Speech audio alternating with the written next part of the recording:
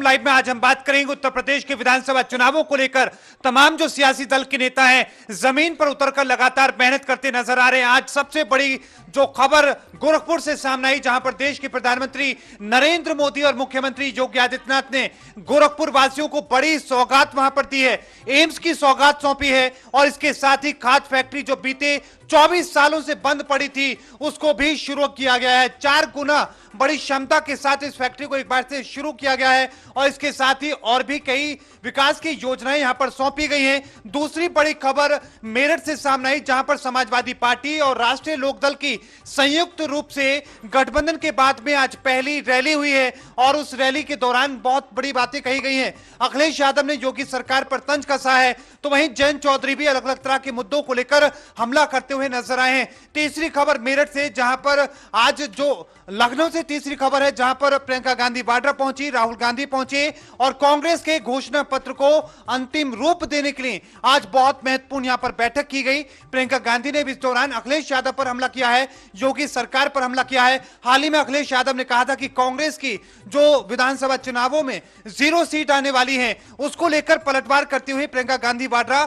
यहां पर नजर आई हैं और उन्होंने महिलाओं को लेकर भी अपनी बात कही। इन तमाम चीजों को लेकर चर्चा करने की कोशिश करेंगे। मेरी सहयोगी रितु इस वक्त मेरे साथ मौजूद हैं। रितु, सबसे पहले यह बताएं कि गोरखपुर में आज प्रधानमंत्री मोदी ने बड़ी सौगात सौंपी है, क्या कुछ तस्वीरें आपने देखी वहां? बिल्कुल, आज जो मंगलवार का दिन है ये मंगलकारी गोरखपुर वासियों के लिए काफी ज्यादा रहा और ऐसे में प्रधानमंत्री नरेंद्र मोदी की तरफ से एक बड़ी सौगात जो दी गई है। साफ तौर पर कहा जा सकता है कि आगामी चुनाव के मद्देनजर अब आला नेता जिस तरह से पूरी जान डाल रहे हैं, जमीन को और मजबूत करने में तुले हुए, तो ये पूरा एजेंडा यहाँ बीजेपी लेकर चल रही है। रणनीति भी काफी बनी हुई है और ऐसे में गोरखपुर वासियों को यहाँ पर साधने की कोशिश जो की गई है बीजेपी की तरफ से। इससे पहले पूर्वांचल एक्सप्रेसवे की सौगात दी गई थी, फिर जेवर इंटरनेशनल एयरपोर्ट की यहाँ पे बड़ी सौगात दी गई थी और अब गोरखपुर वासियों के साथ साथ एक बार फिर पूर्वांचल को यहाँ पर एक बड़ी सौगात दी गई। जो अभी यहाँ पर कृषि आंदोलन की समाप्ति की बात यहाँ पर कही जा रही, कृषि कानून को वापसी जिस तरह से लिया गया, प्रधानमंत्री नरेंद्र मोदी ने ऐलान किया, सदन में यह निरस्त कर दिया गया। उसके बाद यहाँ पर लगातार देखा जा रहा है कि किसानों को मनाने की जो कवायद है वो यहाँ तेज हो चुकी है,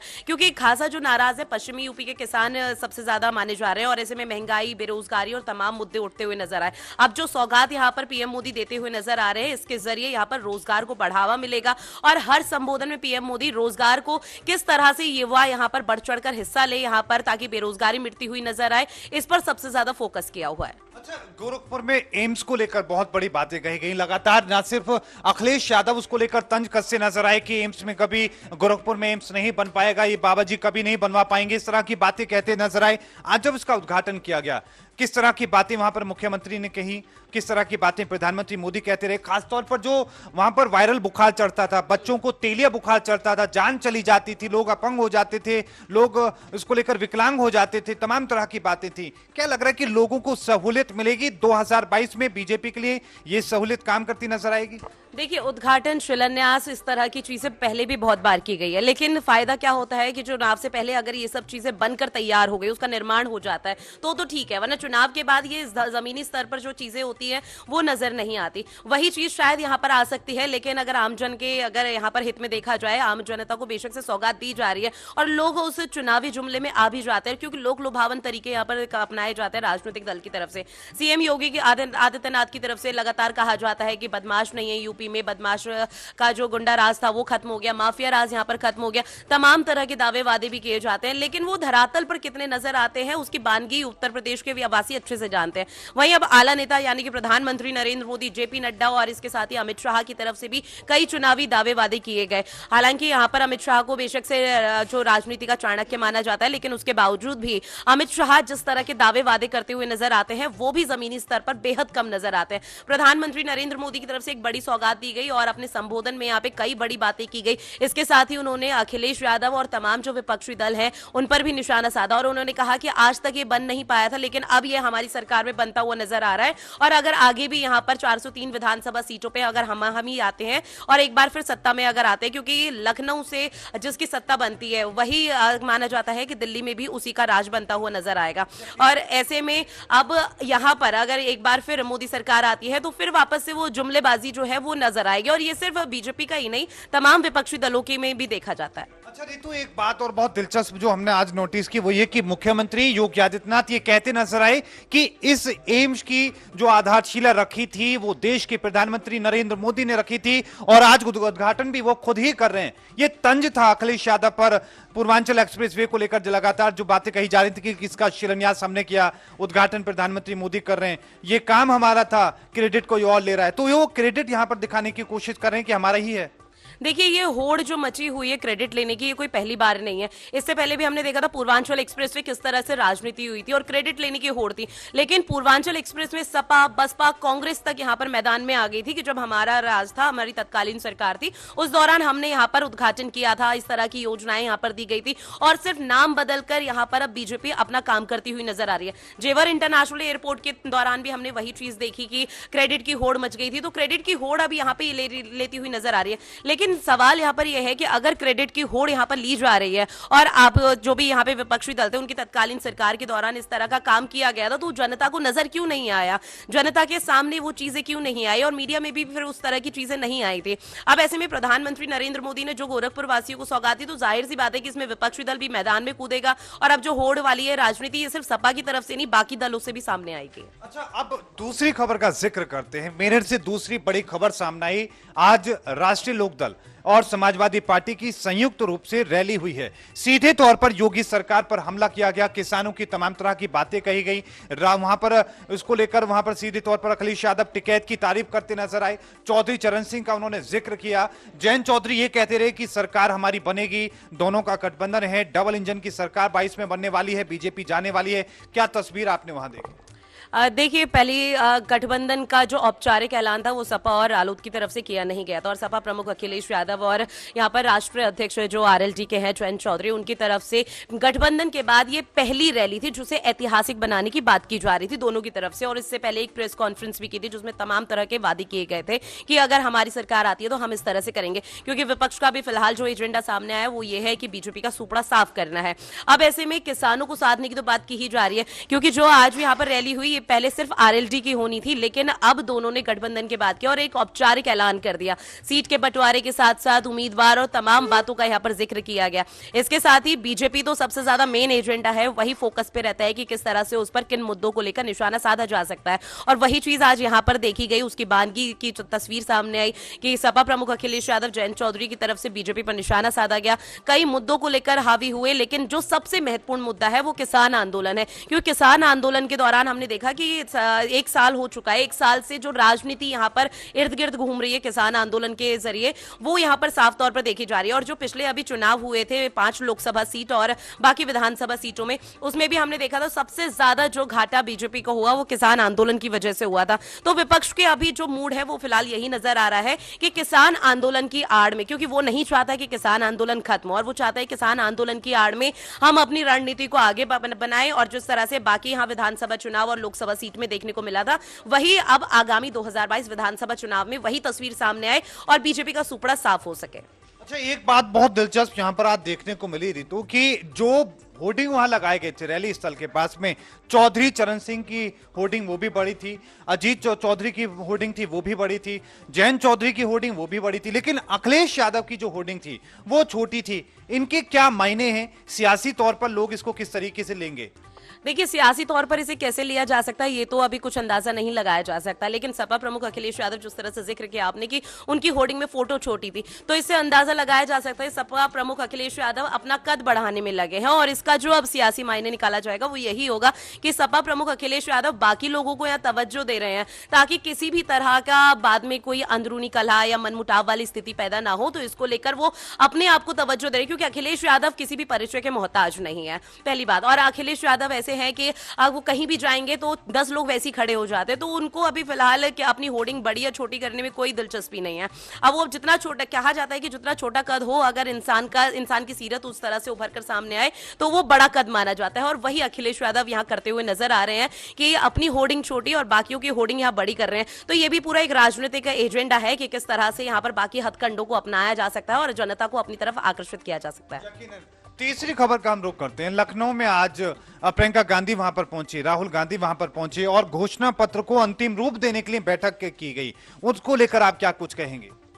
देखिए, कांग्रेस की तरफ से घोषणा पत्र में जो जो चीजें मेंशन करनी चाहिए थी, ये पहले ही आम जनता के सामने रख दी गई है कि अगर हमारी सरकार 2022 के विधानसभा चुनाव में बनती है तो हम इन वादों को करेंगे। क्योंकि प्रियंका गांधी की अब तक जितनी भी रैली हुई या जितने भी यहाँ पर अभी चुनावी दौरे हुए, उसमें हमने देखा कि वो सिर्फ महिलाओं को साधती हुई नजर आई है। 40% महिलाओं को यहाँ पर मैदान में उतारा जा रहा है। इसके साथ ही तमाम मुद्दों को लेकर महिलाओं को आत्मनिर्भर किया जा रहा है। हालांकि ये बेशक से राजनीति के एजेंडा हो सकता है कि महिलाओं को कैसे साधा जाए, लेकिन एक महिला होने के नाते यहाँ पर देखा जाए तो महिलाओं को आत्मनिर्भर बनाया जा रहा है। तो ये अच्छी कोशिश यहाँ पर की जा रही है और इसी तरह का यहाँ पर उत्तराखंड में भी अपनाया जा रहा है। घोषणा पत्र में कुछ ऐसे दावे वादे भी किए गए हैं जो कांग्रेस पिछले घोषणा पत्र में भी करती हुई नजर आई थी, लेकिन वो सफल नहीं हुआ था। क्योंकि आम जनता को चाहिए कि चेहरा कौन है। अब जैसे यहाँ पर सीएम योगी आदित्यनाथ बीजेपी के लिए चेहरा है, लेकिन अभी यहाँ पर कोई भी कांग्रेस के लिए चेहरा बनता हुआ नजर नहीं आया और चेहरों पर ही वोट यहाँ पर सबसे ज्यादा आम जनता देती हुई नजर आती है। हालांकि अगर कांग्रेस का उत्तर प्रदेश में देखा जाए तो वो अपनी खोई हुई जो जमीन है उसे मजबूत करने की हर वो कोशिश कर रही है जिसकी उसको जरूरत है, लेकिन फिलहाल यहाँ पर सपा और बीजेपी की कड़ी टक्कर है और कांग्रेस अभी दूर दूर तक नजर नहीं आ रही। बहुत बहुत धन्यवाद रितु, तमाम जानकारी को साझा करने के लिए। सीधे तौर पर आज उत्तर प्रदेश के लिए चुनाव के लिहाज से आज बड़ा दिन है, क्योंकि तमाम जो बड़े शूरवीर हैं, खिलाड़ी हैं राजनीति के, वो आज उत्तर प्रदेश में मौजूद हैं। प्रधानमंत्री मोदी मौजूद हैं और राहुल गांधी वहां पर मौजूद हैं, प्रियंका गांधी वाड्रा वहां पर मौजूद है, अखिलेश यादव, जयंत चौधरी की रैली मेरठ में हुई है। इन तमाम चीजों को लेकर और भी हम चर्चा करने की कोशिश करेंगे। मेरे सहयोगी राघव मेरे साथ इस वक्त मौजूद हैं। राघव, एक बार फिर से गोरखपुर लिए चलते हैं। गोरखपुर में क्या कुछ आज देश के प्रधानमंत्री मोदी ने कहा और जो आज विकास की परियोजनाएं आज जो सौंपी गई हैं, उनका किन किन इलाकों में, कितनी विधानसभा सीटों पर खासतौर पर या पूर्वांचल की हम बात करें, कितना असर पड़ता हुआ नजर आ सकता है 2022 के विधानसभा चुनावों के लिहाज से? 2022 के चुनाव की बीजेपी बिल्कुल अभी मैदान में है और बिल्कुल अपना मैप तैयार करने में लगी हुई है। प्रधानमंत्री मोदी ने आज 9,605 करोड़ रुपए की जो गोरखपुर के वासियों को सौगात दी है और साथ साथ जनता को बिल्कुल लुभाने की पूरी कोशिश की जा रही है। क्योंकि जहां गोरखपुर में विकास की 2021, 20, 19 में कोई योजना नहीं थी, वो एकदम से सभी योजना सामने रख दी। साथ ही प्रधानमंत्री मोदी ने आज अखिलेश यादव और समाजवादी पार्टी पर जमकर वार किया। उन्होंने कहा कि लाल टोपी वाले लाल बत्ती से मतलब रखते हैं, उन्हें कोई मतलब नहीं है बाकी जनता से। सिर्फ लाल टोपी वाले आतंकवादियों को छुड़ाने के लिए सिफारिश करते हैं, आतंकवादियों की बात करते हैं, जिन्ना वाली सोच रखते हैं। लेकिन यदि लाल बत्ती की बात करें और लाल टोपी की बात करें, दोनों में कोई फर्क नजर नहीं आता। उन्हें सिर्फ लाल बत्ती से मतलब है। और साथ ही प्रधानमंत्री मोदी ने अखिलेश यादव को यह भी कहा कि यदि इनकी सत्ता आती है तो आप रेड अलर्ट हो जाएं, यानी आपका खतरा है उत्तर प्रदेश में।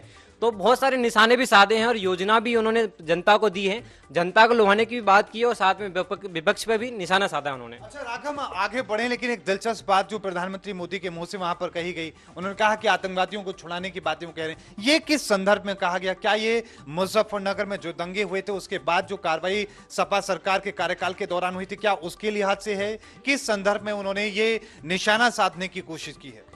उसी संदर्भ में बिल्कुल आपने सही पकड़ा है कि उसी संदर्भ में मैं कही है। क्योंकि आतंकवादी गतिविधियों पे जब दिल्ली पे भी हमला हुआ था समाजवादी पार्टी और यूपी में जितने भी दंगे हुए हैं, उस दंगों में समाजवादी पार्टी ने हमेशा जो दंगे करते हैं उनको आगे रख दिया है। उन्होंने कभी भी कोई कार्रवाई करने की बात नहीं, उन पर निशाना साधने की वो कोशिश कर रहे हैं। लेकिन राघव, एक बात और, ये जो सौगातें अभी सौंपी गई हैं, चाहे एम्स की हम बात करें या खाद की फैक्ट्री की हम बात करें, इससे क्या लग रहा है कि कितना असर पड़ सकता है? बहुत असर पड़ेगा। क्योंकि 40 साल बंद पड़ी जो मिल को उन्होंने शुरू कर दिया है और साथ में खाद की व्यवस्था किसानों के लिए की गई है। तो किसानों की जो मांग 1 साल से वो कर रहे थे, वो साथ साथ इधर भी किसानों को लुभाने की पूरी कोशिश कर रहे हैं कि किसानों के कहीं से भी, जो आपने कृषि कानून की बात करी तो कृषि कानून को ही वापस ले लिया, साथ में खाद की जो 40 साल से पुरानी मिल बंद पड़ी थी उसको चालू कर दिया और किसानों को पूरी कोशिश है लुभाने की। जनता इससे देखेगी क्योंकि बीजेपी सरकार पर जनता का विश्वास 2017 में भी था, 2022 में भी दिखाई दे रहा है। अच्छा राघव, एक बात जो यहाँ पर बहुत दिलचस्प यहाँ पर कही, प्रधानमंत्री मोदी ने कहा कि पहले लोगों को खाद के लिए लाठियां खानी पड़ती थी, आज खाद मिल रहा है और ये फैक्ट्री शुरू होने के बाद और भी ज्यादा सहूलियत मिल पाएगी, इस तरह की बातें कही। लेकिन तस्वीर उत्तर प्रदेश की हो, मध्य प्रदेश की हो, हरियाणा की हो, तमाम राज्यों की हम बात करें, लाठियां खाते हुए खाद को लेकर किसान नजर आए हैं, उस पर आप क्या कहें? बिल्कुल नजर आए। उत्तर प्रदेश की बात कर लें, मध्य प्रदेश की बात कर लें, जब किसानों को खाद वितरण होता है तो किसान किस तरह लाठी खाते हैं दिखाई देता है। ये योजना जो सामने आती है, जो मैप बनाए जाते हैं, योजना का लाभ किसानों को नहीं मिल पाता है। किसान जो चाहते हैं कि जो सरकार ने यदि 9,605 करोड़ की योजना दी है किसानों के लिए, लेकिन किसानों की योजना एक साल बाद जब किसान खाद लेने जाएंगे उस योजना के तहत, तो किसानों को कहीं ना कहीं संघर्ष करना पड़ेगा उस चीज को लेकर। तो किसानों को ये चीज सोचना चाहिए कि किसान जो हम सरकार सत्ता में लेके आएंगे तो सरकार हमारे लिए कितना सही करेगी और कितना गलत करेगी। बिल्कुल। आरएलडी और सपा की जो आज ये रैली हो रही है उस पर आप क्या कहेंगे? क्या इस बार 2022 में जो आरएलडी के वोट हैं वो सपा को चले जाएंगे या सपा के जो वोट हैं वो आरएलडी को चले जाएंगे? इससे पहले हमने गठबंधन बहुत बार देखा है आरएलडी के सपा के साथ में, लेकिन वोट मर्ज नहीं हो पाते। क्या इस बार उम्मीद नजर आ रही है? उम्मीद बिल्कुल देखी जा सकती है, क्योंकि समाजवादी पार्टी और जयंत चौधरी ने दोनों ने आज रैली भी की है और साथ ही जयंत चौधरी ने बीजेपी सरकार पर बहुत निशाना साधा है। उन्होंने कहा है योगी बाबा को गाय के बछड़ों से प्यार है, सब गाय के बछड़ों के साथ ही वो नजर आते हैं जब खुश होते हैं। अब उनको 2022 में फ्री कर दो, गाय के बछड़े खिलाते रहेंगे, उनको सत्ता से कोई मतलब नहीं, क्योंकि योगियों को सिर्फ गाय से मतलब रखें और खुश रहें वो। और साथ में उन्होंने कहा कि बीजेपी सरकार को किसानों की बात उन्होंने 1 साल बाद जब मानी जब 700 किसानों की मौत हो गई। तो एक बात और यहां पर अखिलेश यादव कहते नजर आए, बोला कि चिलमची जो मुख्यमंत्री नहीं चलेगा, जो बाबा है मुख्यमंत्री वो बहुत खतरनाक है। इससे क्या संदर्भ है, किस तरीके से वो निशाना साध रहे हैं? क्या राजनीति का स्तर इतना नीचे गिर चुका है अब? बिल्कुल, योगी जी पे वो हमेशा निशाना साधते रहे अखिलेश यादव और समाजवादी पार्टी ने हमेशा साधा है कि उन्होंने कहा है कि आप योगी हैं और सन्यासी हैं, सन्यासियों को राजनीति से दूर रहना चाहिए, राजनीति से हमेशा दूर रहें, सन्यासी का पालन करें। लेकिन समाजवादी पार्टी को ये नहीं देखती कि योगी बाबा शब्द जो उन्होंने जोड़ा है तो जनता भी उनको बाबा के रूप से देख रही है। और बाबा का कहना भी यही है कि मेरे पास मैं तो फकीर हूँ, जब आप यहाँ से उठा दोगे मैं चला जाऊंगा, लेकिन मेरे पास जितना कार्य होगा मैं करने के लिए मैं जनता के लिए ही करूंगा। अच्छा, 140 विधानसभा सीटें हैं। अगर हम पश्चिमी उत्तर प्रदेश की हम बात करें या जाट वेट बेल्ट की हम जो बेल्ट है उसकी हम बात करें, तो क्या लग रहा है कि यहां पर कितना असर देखने को मिल सकता है? मौजूदा स्थिति में 2014 की स्थिति हम देखें या 17 की देखें या 19 की देखें, बीजेपी को पश्चिमी उत्तर प्रदेश ने दिल खोलकर वोट दिए। 2022 में क्या ये जोड़ी बीजेपी के लिए समस्या खड़ी कर पाएगी?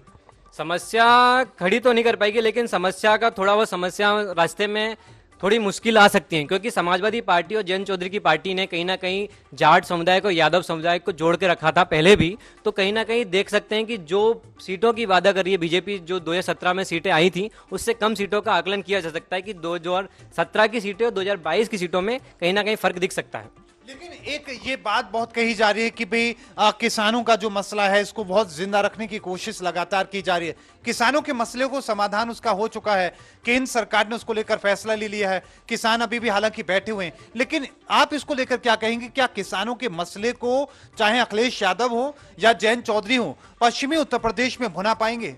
बिल्कुल, आज जयंत चौधरी हो या अखिलेश यादव हो या राहुल गांधी हो, आज केंद्र में राहुल गांधी ने भी लोकसभा में, राज्यसभा में दोनों जगह बिल पारित होने के बाद भी किसानों के 3 कृषि कानून वापस हो गए थे।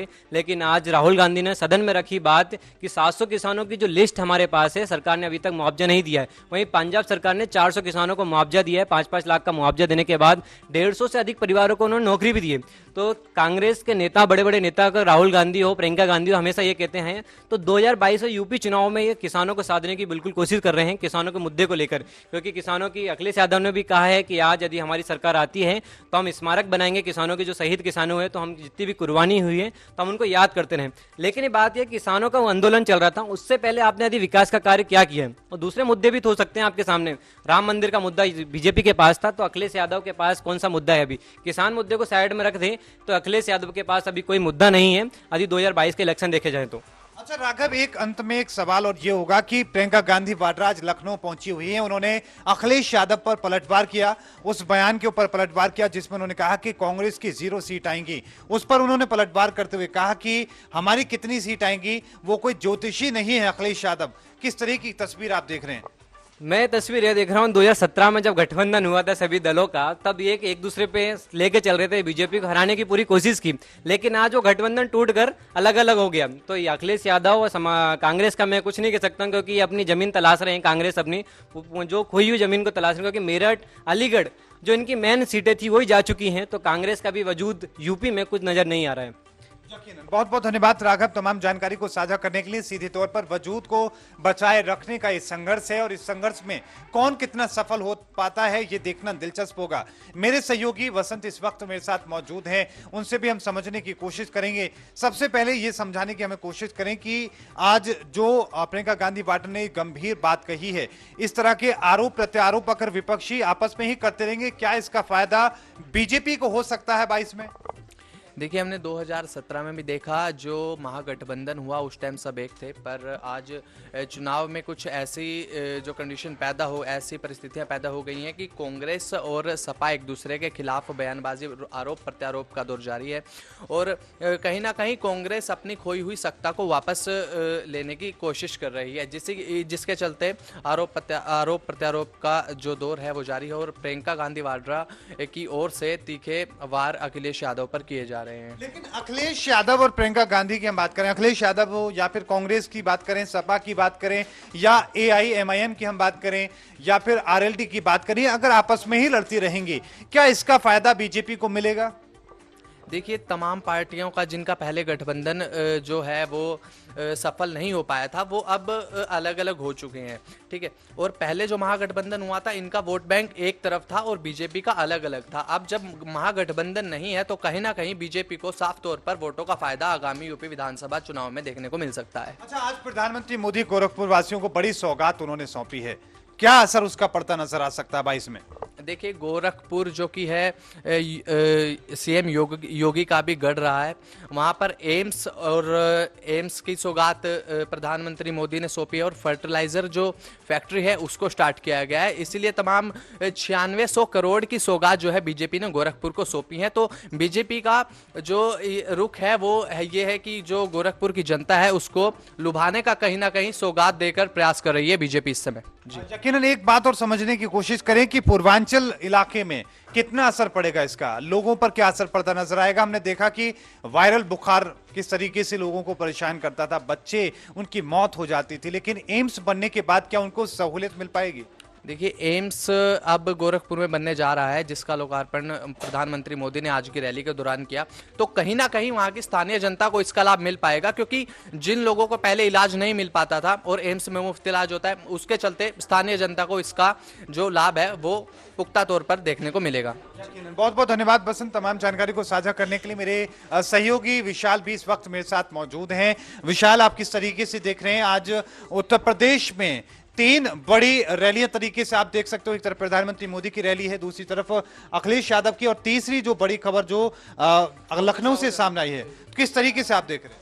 देखिए, 2017 में जब चुनाव हुआ था तो अभी का मेन मुद्दा किसानों के लेकर हो रहा है। जैसे किसानों के लेकर खाद्य का ये जो 9600 करोड़ की जो ये कंपनी वगैरह की जो लागत से वहाँ पे जो उद्घाटन वगैरह हो रहा है, उसके बाद आप किसान जो थे, अभी किसान आंदोलन चल रहा है, इसको लेकर सारी पार्टियां किसान के पीछे पड़ी हुई है। किसान को लेकर सारी रणनीति हो रही है, राजनीति जितनी भी हो रही है किसानों के ऊपर हो रही है, किसानों के लेकर सारे कार्य किए जा रहे हैं। ये किसान जो अभी जो किसान के लिए कर रहे हैं, ये 2017 में कहाँ थे? अगर सपा की बात करें तो सपा आरएलडी के साथ गठबंधन की बात करें, गठबंधन करने की बात कर रहे हैं, और बीजेपी जो किसानों को लेकर बात बोल रही है, ये सब 2017 में कहाँ थे? अगर आज 9600 करोड़ की जो उद्घाटन के प्रधानमंत्री मोदी ने जो ऐलान किया है, उसका जो उद्घाटन किया है, उसको लेकर अगर बात करें तो सपा और ये आपको आरएलडी के जो फर्क है ये जरूर वहां पे पड़ेगा, क्योंकि बीजेपी का गढ़ रहा है, योगी का गढ़ रहा है गोरखपुर। और अभी लेकिन वो चलो मान लिया कि बीजेपी का वो गढ़ है, लेकिन गढ़ आरएलडी का माना जाता है पश्चिमी उत्तर प्रदेश। 140 विधानसभा सीटें हैं और 140 में से क्या लग रहा है कि कम से कम 100 सीटों पर असर पड़ सकता है। मथुरा तक की हम बात करें जो आरएलडी का असर देखा जाता है, और कई 5-7 सीटें थी जिनको लेकर आपस में टकराव भी था, लेकिन क्या बीजेपी को इन इलाकों में नुकसान हो सकता है इन दोनों के एक साथ आने से? देखिए, नुकसान तो होगा लेकिन कुछ ज्यादा फर्क नहीं पड़ेगा, क्योंकि अगर इन लोगों का गढ़ है तो योगी सरकार ने काम भी किया है। अगर ये लोग अपने जातिवाद के ऊपर देखा जाए या पक्षपात के ऊपर अगर ये लोग वोट काट सकते हैं, तो योगी सरकार अपने काम के ऊपर भी वोट काटना जानती है, क्योंकि उन्होंने काम किया। अगर ये लोग जातिवाद पक्षपात देखते हैं तो योगी सरकार अपने काम के ऊपर वोट ले सकती है। लेकिन आपको लगता है कि असर पड़ेगा, लेकिन हार जीत वाला असर नहीं पड़ेगा? नहीं, हार जीत वाला ऐसा तो कोई सीन नहीं आने वाला है, क्योंकि अगर हम अगर 1 रुपये अगर मुझे कोई देता है तो मैं 1 रुपये की तरफ जाऊंगा, न कि अगर मुझे अगर कोई कास्ट जातिवाद बोलता है तो मैं जातिवाद की तरफ जाऊंगा। अगर किसानों के लिए अगर कोई सरकार काम कर रही है तो मैं जातिवाद पे क्यों जाऊंगा या फिर पक्षपात पे क्यों जाऊंगा। विशाल, एक दिलचस्प जो मामला देखने को मिल रहा है पश्चिमी उत्तर प्रदेश में, यहाँ के जो किसान हैं, गन्ना किसान खासतौर पर, वो बड़े परेशान हैं। वो कह रहे हैं कि हमारी जो गन्ने की फसल के दाम हमें नहीं मिल पा रहे हैं, समर्थन मूल्य नहीं बढ़ पा रहा है। लेकिन देखिए, अगर योगी सरकार अगर आज जैसे खाद्य कंपनी का जो उद्घाटन हुआ उस टाइप से अगर योगी सरकार काम कर रही है, लेकिन इसको लेकर अगर किसान परेशान है तो उसको लेकर कहीं ना कहीं किसी न किसी हद तक काम करेंगे। बिल्कुल, बहुत बहुत धन्यवाद तो तमाम जानकारी को साझा करने के लिए सीधे तौर पर। लेकिन पश्चिमी उत्तर प्रदेश में गन्नों की जो समस्या किसानों की है, इस पर भी थोड़ी और बसंत से जानकारी लेना चाहेंगे। बसंत, उत्तर प्रदेश में किसानों के द्वारा अलग अलग तरह की उनकी समस्याएं हैं, लेकिन सबसे बड़ी समस्या गन्ना किसानों की है। देखिए, गन्ने का जो हम बात करें गन्ने की, ये समस्या किसानों की बहुत लंबे समय से रही है। और जैसा कि हम जानते हैं कि सपा और आरएलडी की आज रैली है, जिसमें सपा ने कहा है कि वो जो किसान है, गन्नों का जो मूल्यांकन है वो गन्नों का मूल्य जो है सपा चुकाएगी। इस बात को देखते हुए सपा ने किसानों को साधते हुए अपने वोट बैंक को साधने की कोशिश की है। जी, लेकिन ये अभी अगर देखें, आज प्रधानमंत्री मोदी ने गोरखपुर से ये बात कही कि सबसे ज्यादा समर्थन मूल्य अगर किसी ने बढ़ाया तो योगी सरकार ने बढ़ाया। उन्होंने कहा कि सबसे ज्यादा पेमेंट अगर किसी ने की पिछले कई सालों की, वो योगी सरकार ने की। देखिए, हम जानते हैं कि राजनीति का दौर इस समय यूपी में चल रहा है और आरोप प्रत्यारोप का दौर इस समय यूपी में चल रहा है। प्रधानमंत्री मोदी ने ये बात जरूर कही है, पर राकेश टिकैत, हम किसान आंदोलन के दौरान ये नजर आया कि राकेश टिकैत ने कहा कि गन्ने का सबसे ज्यादा मूल्य हरियाणा में दिया जा रहा है, यूपी में किसान मर चुका है। और अगर सरकार का यही रुख रहा किसानों को लेकर तो किसान आने वाले समय में बिल्कुल ही खत्म हो जाएगा, जिसको देखते हुए सरकार को थोड़ी ढिलाई बरतनी चाहिए और जो गन्ने के रेट हैं वो बढ़ाए जाने चाहिए। जी, बहुत बहुत धन्यवाद तमाम जानकारी को साझा करने के लिए। छवि मेरी सहयोगी इस वक्त मेरे साथ मौजूद हैं। छवि, किस तरीके से आप देख रही हैं आज गोरखपुर में प्रधानमंत्री मोदी पहुंचे? प्रधानमंत्री मोदी पहुंचे तो मैंने तो साफ तौर पे ये देखा, ऑनलाइन ही देखा कि 4.5 लाख लोग इकट्ठा हुए। तो इसी से पता लगता है कि कितना लोगों के अंदर लोकप्रियता है। इसके बाद भी जब पीएम मोदी ने एम्स का जो ऐलान किया और ये 9600 करोड़ की जो लागत से परियोजनाएं हैं, इन सब का ऐलान किया, तो एक तरीके से लोग इसीलिए शामिल हुए कि उन्हें ये सारी चीज़ें सुननी थी, क्योंकि कहते हैं कि जब पीएम मोदी बोलते हैं तो एक संदेश जाता है। और ये लाखों लोग जिन्हें दूर तक दिखाई भी नहीं दे रहा था, वो भी वहाँ थे, सुनाई तक नहीं दे रहा था, बट वो वहाँ थे। इसलिए थे क्योंकि उनकी लोकप्रियता बोलती है, तो कहीं ना कहीं लोगों को फायदा होना है, इस वजह से लोग इकट्ठा हुए। बहुत बहुत धन्यवाद छवि तमाम जानकारी को साझा करने के लिए। तो सीधे तौर पर कहीं ना कहीं लोगों को फायदा मिलता नजर आ रहा है। यही वजह है कि वो फायदा भीड़ के रूप में नजर आ रहा है, लेकिन ये भीड़ वोटों के रूप में 2022 में बीजेपी को मिल पाएगी या नहीं, ये तो वक्त ही बताएगा। इस बुलेटिन में अभी के लिए इतना ही। लगातार खबरों के लिए देखते रहें टीवी 100।